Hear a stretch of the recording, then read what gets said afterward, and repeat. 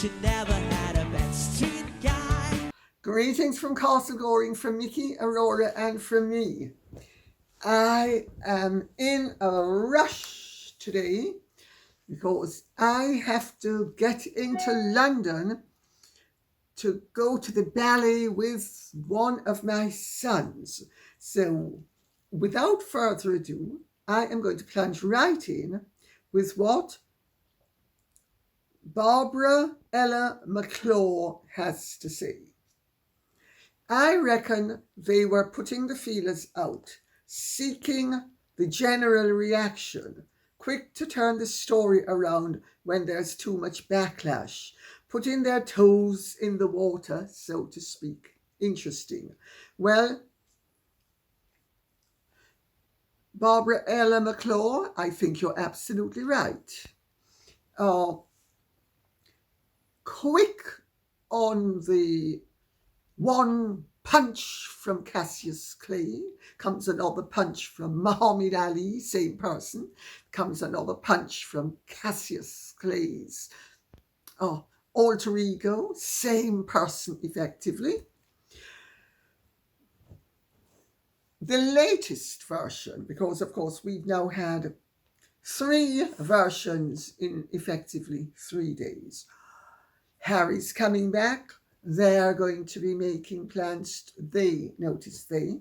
Harry wants to come back. Harry is generously offering to be half in, half out. I mean, isn't that kind of him? And Uncle Edward and Aunt Anne, get out of the way. Aunt Anne, Uncle Edward, get out of the way. I want my place as councillor in state. I'm very generous. As soon as the backlash starts, it's, we're perfectly happy. We're both perfectly happy. I'm so happy. And I'm very happy to. One tail left eye just in case. So we're very happy in California and we have no intention of going anywhere. And then the following day comes from the Mirror. But wasn't it wonderful of me to help to accomplish with, I'm sure, 1 or 2 other factors as well, the exit of Alison Phillips as the editor of the Daily Mirror, as well as, I think she was the editor-in-chief of the whole shebang.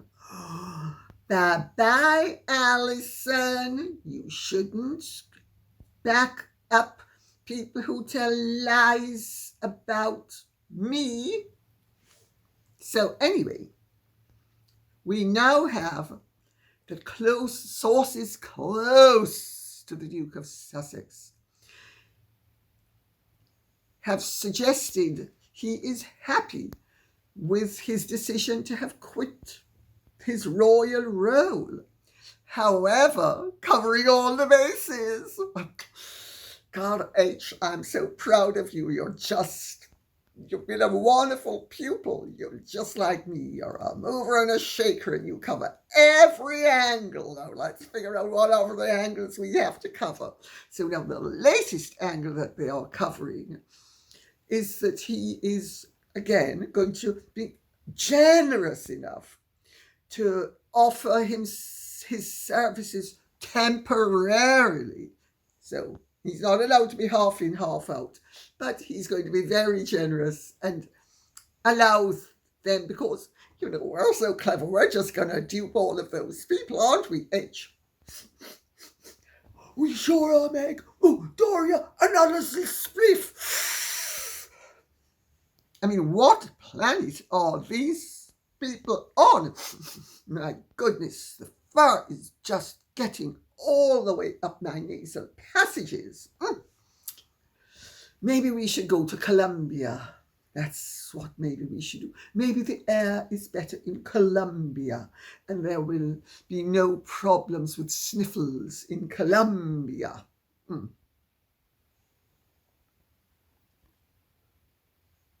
Well, Harry Meghan, my information is, for what it's worth, is you have zero chance of your generous offer.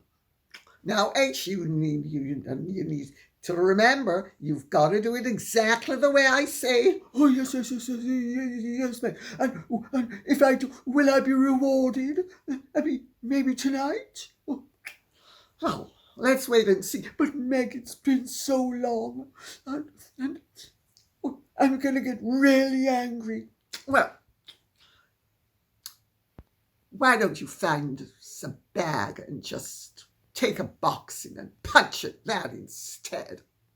After all, you know, I don't tolerate anything from anyone. I'm the one who has to do all of the abusing. I think we've got the message, haven't we? But these people provide entertainment. When you're not mightily fed up with it and think, oh my God, I can't stand another bit of this, they're actually very entertaining. The ludicrousness of it all, this ridiculousness of it all is truly amazing. I tell you, thank God for the internet. Thank God for social media. Thank God for mobile phones. Thank God for cameras on mobile phones.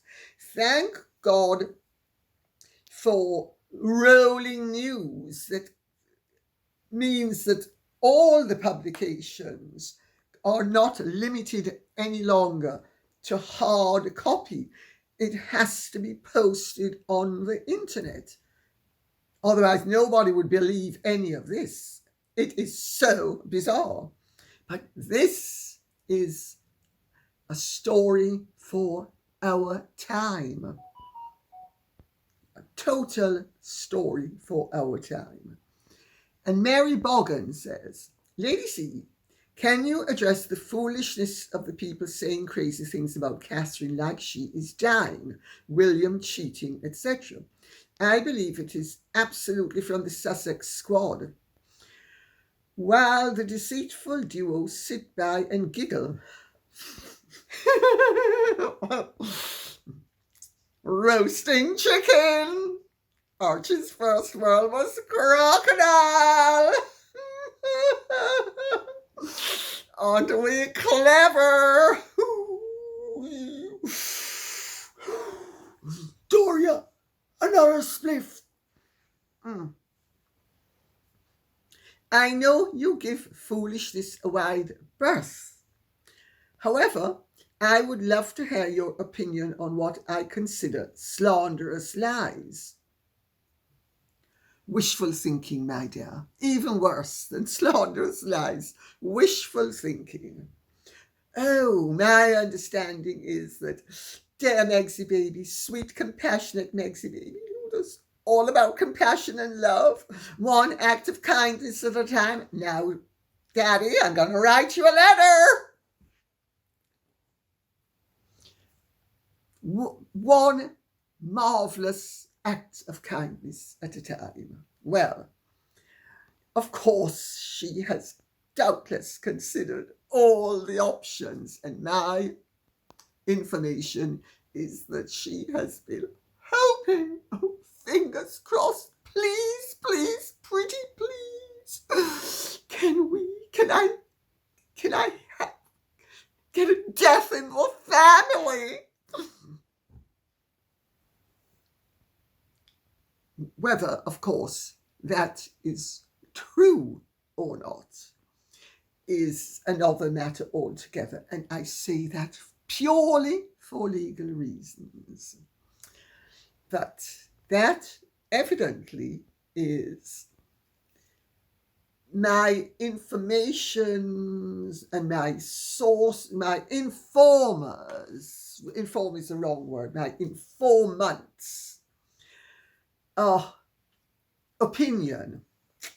Fingers crossed, pretty please. And of course, any rational person whether they were malevolent,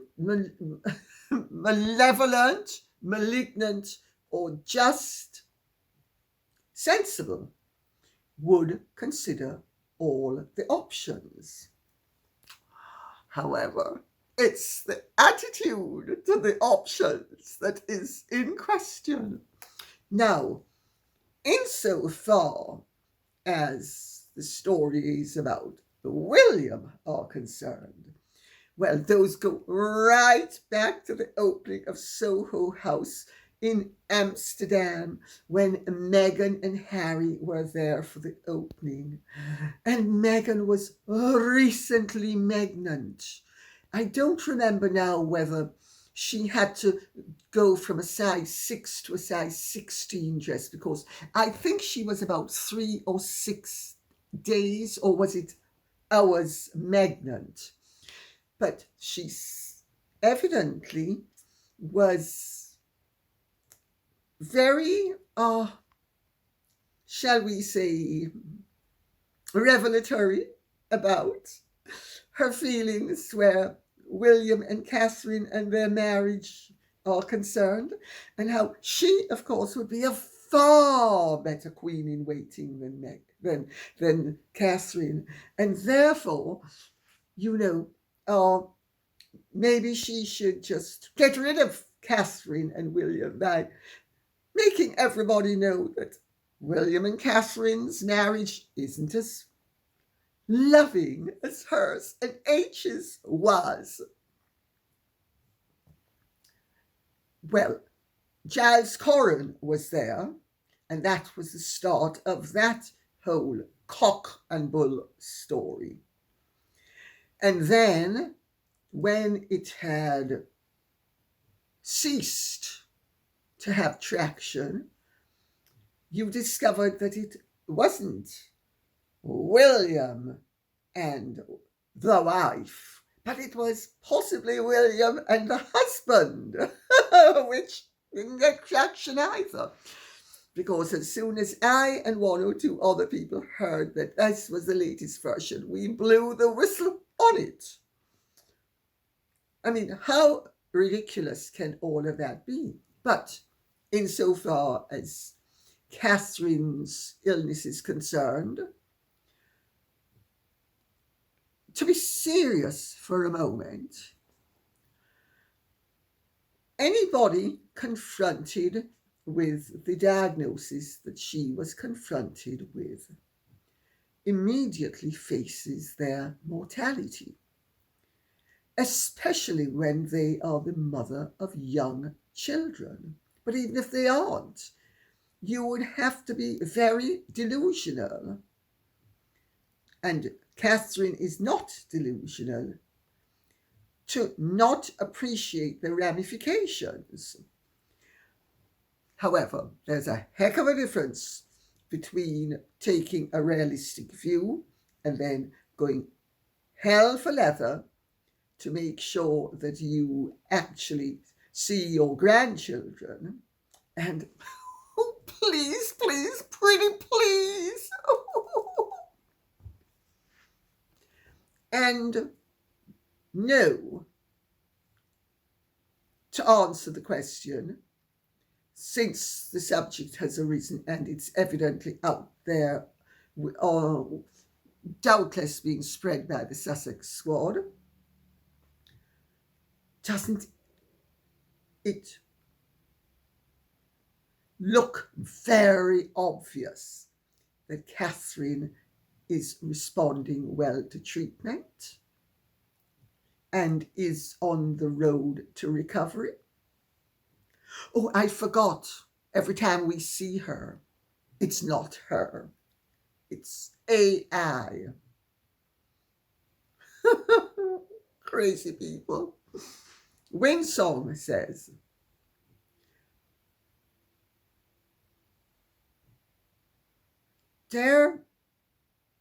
well, it's KKDC, whatever that means. I'm sorry. Very, very bad on abbreviations and acronyms. I saw a headline today that suggested that Catherine's life may be shorter than expected. Can you give us any idea if there is concern that this might be the truth? I'm answering this separately because it's the height of mischief making that this subject is now as topical as it is. And let's be realistic about it all. Until you have passed at least the 5-year mark, once you have a diagnosis of cancer, you have to be aware of the fact that your life might be shorter than it would otherwise have been. Now, I have a very beautiful, great friend of mine who is in her early 50s. She was a top model, married to a wonderful friend of mine, a grandee, Mexican grandee. And she has lived with cancer for about 20 years, from she was very young. And she is still flourishing and healthy. So the fact that there is a diagnosis of cancer nowadays doesn't necessarily mean that you are not going to have the old-fashioned, ordinary lifespan of 70 or even beyond that. And that is when you live with it. But the hope is always that you will have it go into remission and you will be cured of it. And as I said, the standard is a 5-year mark. So until that happens, reality dictates that you have to take the view that your lifespan might be shorter than it would otherwise have been. However, there's no guarantee that when you get into your car that you're not going to be run down. I had one of my favorite cousins' wives. She was in Miami and somebody broke a red light and killed her. She was healthy, able-bodied. That's just one of the many random things that happen. Nobody knows what their lifespan is going to be. But I hope I've put it in a realistic context and the situation can be answered sensibly and dispassionately without the one tire left eye. I'm going to look so fabulous in black. Optimism. Buttercup says, this fraud still doesn't get it. The royal family supports the monarch, not themselves. Why would anyone accept Majesty as Princess of Wales? It's always been about her and how popular she can become. Well, how noticed. She's aimed for popularity, but she's achieved attention instead. Catherine has earned her place at the top. After the years of dedicated work, supporting and loving William, giving birth to royal children. Yes, indisputably giving birth to royal children. With observers who signed off on the fact.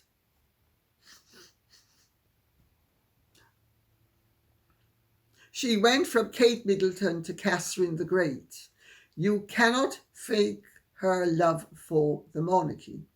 Well, Buttercup, I can see you are definitely an admirer of the Princess of Wales, and I think she has done an awful lot to deserve your admiration. I wouldn't stretch to Catherine the Great.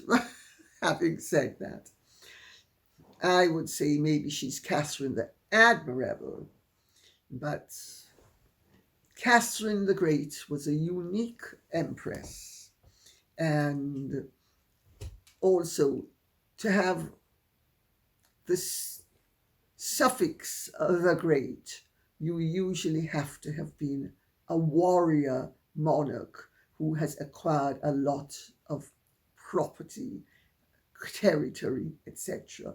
So, but Catherine has certainly earned quietly, sedately, stalwartly the admiration of people all over the world without one tail left eye.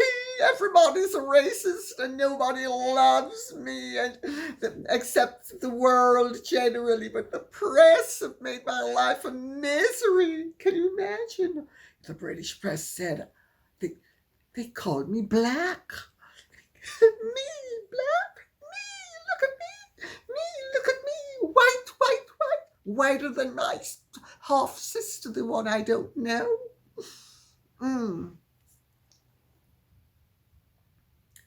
Catherine got far harder a ride from the world's press and certainly from the British tabloids than Meghan ever got.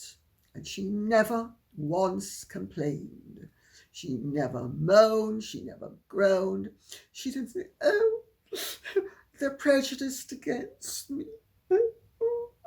One tail left eye. None of the nonsense. People admire other people who cope with adversity well. People do not admire anybody who copes with privilege badly. That's the difference between, my nose has been bothering me today, I don't know why, Megsy baby and Catherine. Oh, it's because Aurora is sitting right by me and the fur is blowing into my nostrils. Couldn't be anything else, of course. Absolutely not. Sugar is toxic. Love it. I think the description of Harry and Meghan's actions as mischievous is a gross understatement. Their actions are malevolent in every sense of the word. I stand corrected, sugar is toxic. I sometimes believe in euphemism. I sometimes believe in underplaying things. I sometimes believe that it is more effective to use a euphemism than to even use an accurate description, much less something that would be so accurate that some people would think it was exaggerated, when of course it wasn't. Because I agree with you. I think Meghan and Harry are malevolent. He never was before he met her. He certainly was a trip and a half, but he was not malevolent. But then, as he has admitted, Meghan showed him how unhappy he was. And Meghan showed him what a beastly family he had, having shown him what a beastly family she had.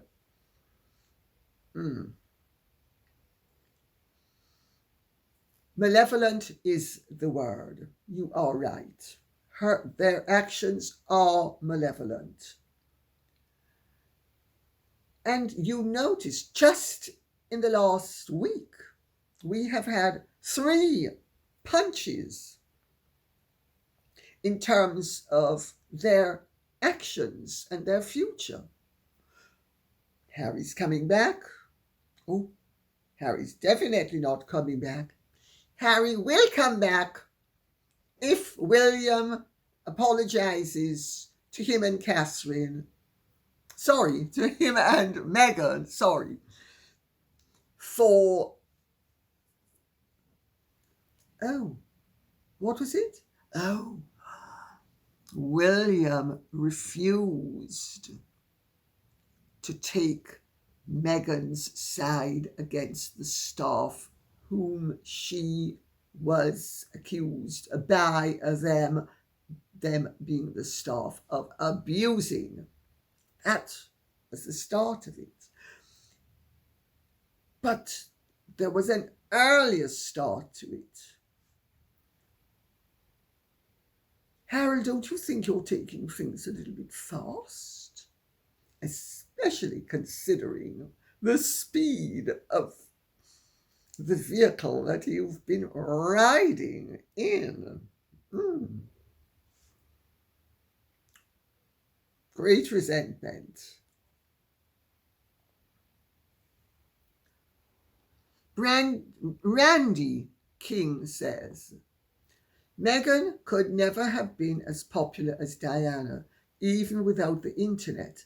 Diana presented herself to a generation of young women as an innocent 19-year-old British aristocrat. She was likeable, photogenic, and innocent. The media pushed the fairy tale. While we couldn't have known behind the scenes then, she stayed in her role for 10 years and outwardly evolved. Diana took advice from others, not necessarily Randy King, usually under sufferance, but you obviously haven't read my books, Diana in Private and The Real Diana. But anyway, Meghan could never and has never taken advice from others. She's too self-centered and never had the megastar quality Diana had and developed. Well, it's absolutely right, except for the fact that Diana was not a great one for taking advice. She was extremely self-willed and had always been, and was even before the marriage, and certainly from the very beginning of the marriage. I mean, she got Oliver Everett moved out of the position that he had as her private secretary into being the librarian at Windsor Castle, because he had been promised what was effectively a lifelong role. And she smashed it to smithereens because she didn't want him bothering her with briefing notes. She later on understood the error of her ways and was very good at being briefed. But in the early days, she wasn't, and it cost Oliver Everett his position as private secretary to her. But Diana had genuine qualities that Meghan doesn't have. Diana was not, in my opinion, a narcissist. No, all healthy and well-bred and well-mannered and well-presented people have the appearance of good ego structure, which is the patina, the positive side of narcissism. Narcissism is healthy self-regard taken to an extreme and unhealthy, really, disorder. So, but Diana, she being well-bred, and also Diana had a very vulnerable and delicate quality to her persona that Meghan doesn't have. Meghan has simulated it by appearing to be soft and sweet, but with the steel always very apparent and those Charles Manson eyes at all times, just glaring out at you when they're not beaming beatifically. But Diana had nice eyes. She used them to great effect, and she had genuine human qualities that people picked up on. The fact that Meghan possesses, in my opinion, a cocktail of personality traits. One could actually even say disorders, in my opinion, that prevent her from being able to simulate for any length of time or effectively for any over an extended period the tenderness and the gentleness and the gentility that Diana genuinely possessed. And also, let's remember, Diana was a lady in every sense of the word. She may have, as I say, had corresponding failings, but she also had genuine virtues. And these were able to be capitalized upon, and the press capitalized upon them. But I've said it before, and I'm going to say it again, as Robert Jobson, who in those days was the royal correspondent for the Daily Express, which was a much more important newspaper than it is now, 30, however many years ago, 1992. So that's what, 33 years ago. As he said to me when I said, how can you guys write such rubbish about Diana when you know the rubbish you're writing isn't true? He said, well, if we wrote what the truth, people wouldn't like her, and basically they'd be killing the goose that laid the golden egg. So they didn't kill the goose that laid the golden egg. Diana had a longer shelf life than she would have had they written the truth about her. The same would have applied to Meghan. Had Meghan stayed within the fold, had she been basically batting properly and playing with a straight bat, anything negative or any failings would have either been covered up or explained away or ignored the way they were with Diana until it became impossible to do so. So Meghan would have been far more popular than she deserved to be, and to a large extent it would have been because she played the race card, and she was mixed race, whether she played the card or not, and she played it destructively ultimately, but initially she played it cannily. And had she not ended up playing it destructively and playing all the other cards destructively, any negatives would have been either not totally ignored, because the newspapers like content, need content, want content, and enjoy a degree of controversy, but not so much as to kill the goose that laid the golden egg. And so Meghan would have ended up being the most popular woman on earth. So I don't agree with you. Of my observations and experience as the biographer who effectively blew the whistle on both the women, both Diana and Meghan, I will have to say no. Had she been the team player that she and Harry pretended that she was and wanted to be, she would be a runaway, absolute runaway. She would have been any runaway success of the highest order. And anything negative, I promise you, would have surfaced occasionally to add spice to the meal, but not making it so overpoweringly spicy that it was going to give you running tummies. Nobody wanted them running away. And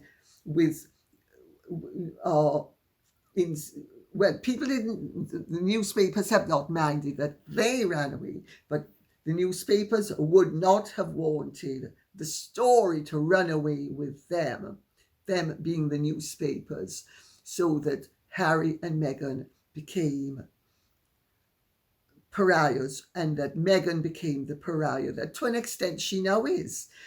And that's also why the newspapers still persist in ignoring the reality of how dreadful her behavior has been and how dreadfully she is perceived in the public eye. As long as they do not acknowledge that the Empress not only has on no clothes, despite claiming that she is covered in raiments of gold and diamonds, but that what they see of that nakedness is repellent. So they keep on saying, no, it's not naked. Look at those fabulous rubies. I hope that explains it.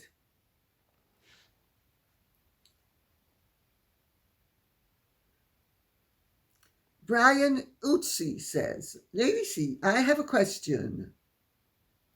And it thankfully is not about the Prince of Pampers or his handler. I love it. I've been reading that King Charles III plans to abdicate. Is this true? Have you heard anything like this? Or is it just more childlike rumours from the media? Thank you for your time and your channel too. Hugs for you and your beautiful puppies. Woof woof and hugs to you too. Brian Etsy.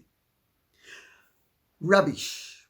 They did it with the late Queen. They're now doing it with King Charles. Utter rubbish. British monarchs don't abdicate once they are crowned. The only reason why Edward VIII was able to abdicate was he had not yet been crowned.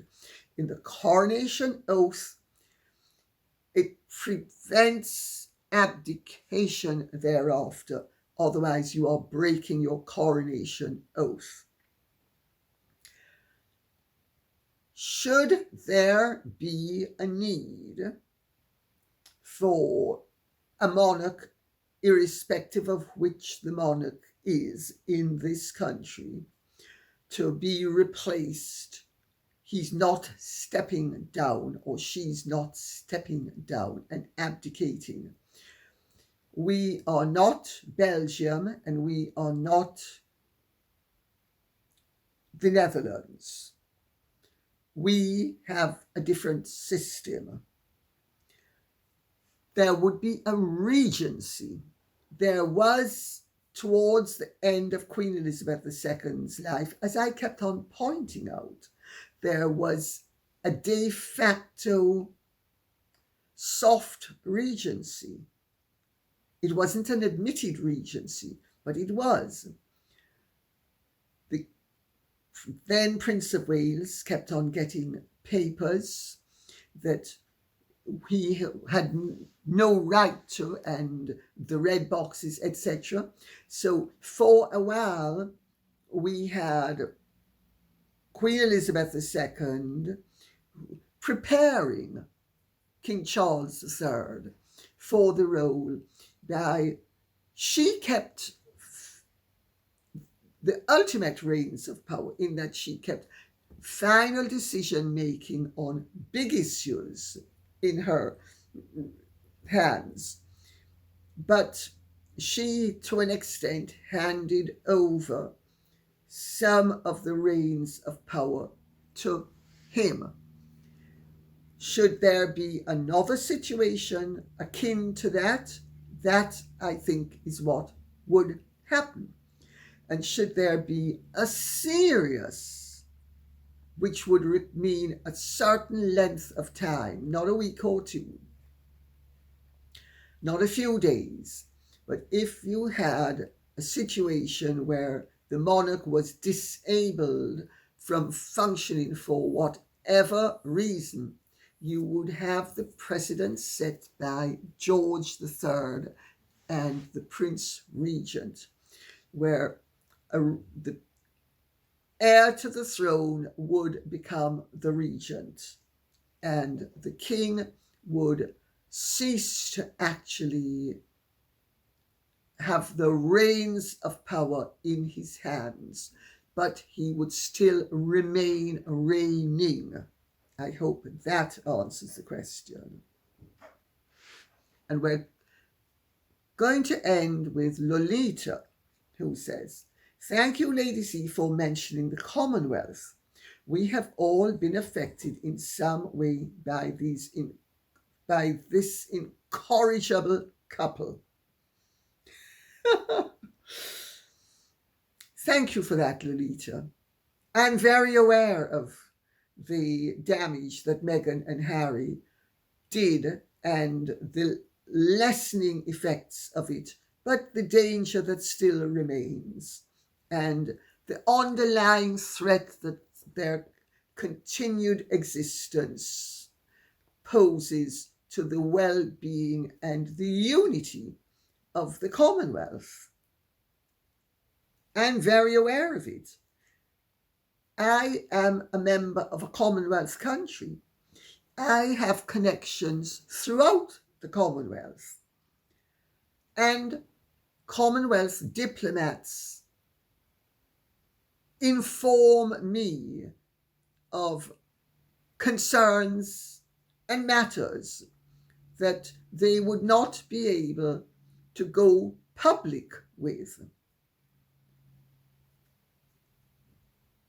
To me, it is beyond belief that the late Queen could have entrusted her grandson and granddaughter-in-law with the honoured positions of President and Vice President of the Queen's Commonwealth Trust. And they could have, in her lifetime, set about making statements and set initiatives in action that would undermine her life's work. And don't think for a moment that she was not aware of the danger, even though she was very level-headed, basically an optimist, and I don't want to say presumed, but hoped that her legacy and her 70 years of hard work on the throne and her years of work before she acceded to the throne would count for more than really the treachery and the mischief-making or the malevolence, however you want to put it, of her grandson and his self-promoting hussy of a wife. I've written. The world's got to bow and scrape. I've written.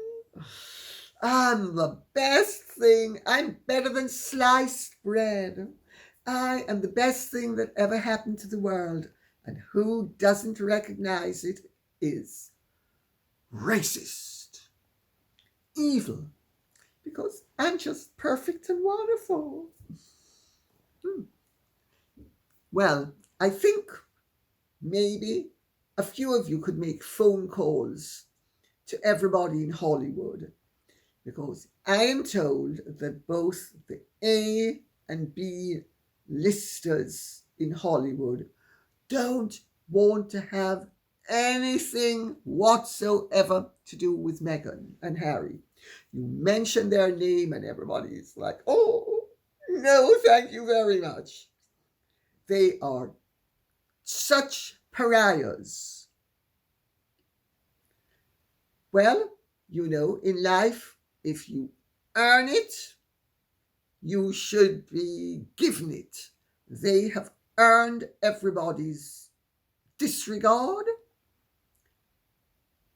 They should be given it. And they're being given it in reams, I understand. And they are both desperate. They're desperados, I was told, thrashing about the place, trying to come up with the latest winning antique. And they haven't yet learned that if you want to fly, it doesn't behoove you to dive underwater. I'll leave you with that thought. And on that note, I'll say thank you very much for listening. I hope this has been of some interest to you. Please keep the questions and comments coming in so I will be able to know what we should be speaking about. Okay? Thank you. Take good care. God bless. And if you have truly enjoyed this, would you care to like, share, subscribe, press the notification bell, and Godspeed.